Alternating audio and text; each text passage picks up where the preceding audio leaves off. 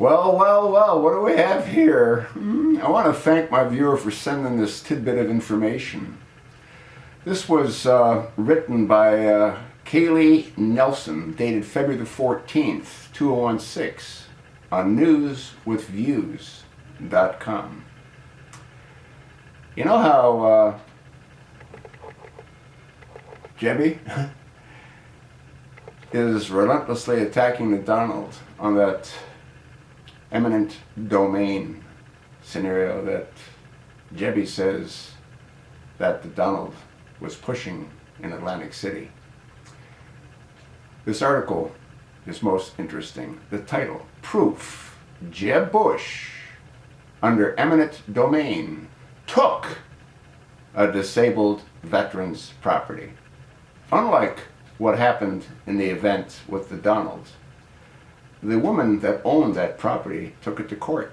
She won. Donald abandoned his attempt to take her property, and he bought other properties and paid those owners extremely well. Jebby took a disabled veteran's property. Quote, "If you tell a lie big enough and keep repeating it, people will eventually come to believe it. The lie can be maintained only for such time as the state can shield the people from the political, economic, and or military consequences of the lie. It thus becomes virtually important for the state to use all of its powers to repress dissent, for the truth is the mortal enemy of the lie, and thus, by extension, the truth is the greatest enemy of the state." You know who said that? Joseph Goebbels. A false witness shall not be unpunished, and speaketh lies shall not escape. Proverbs 19:5. Now what it talks about is this. Jeb should have his name legally changed to Hypocrite Bush. During the pre-New Hampshire ABC GOP presidential debate, Bush slammed Donald Trump on eminent domain. And what you're going to find is that Jeb Bush and Jesse Hardy, the government wanted his land, but Jesse Hardy wasn't interested. He said it wasn't about money. It was about fighting for what is his.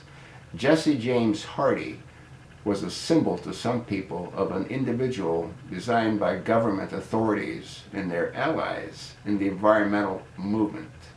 Think United Nations Agenda 21, because that's what this is. Governor Jeb Bush authorized the State Department of Environmental Protection to begin eminent domain proceedings against an elderly man who just wanted to keep his land. Jesse Hardy became disabled from a chopper jump after 14 years of service as a U.S. Navy SEAL.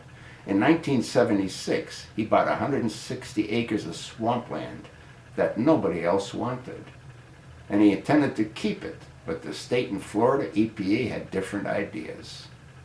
You want to read the rest of the article. Again, unlike what the Donald did in Atlantic City, the governor of Florida took the land that belonged to a disabled veteran under eminent domain. So who is calling the kettle black?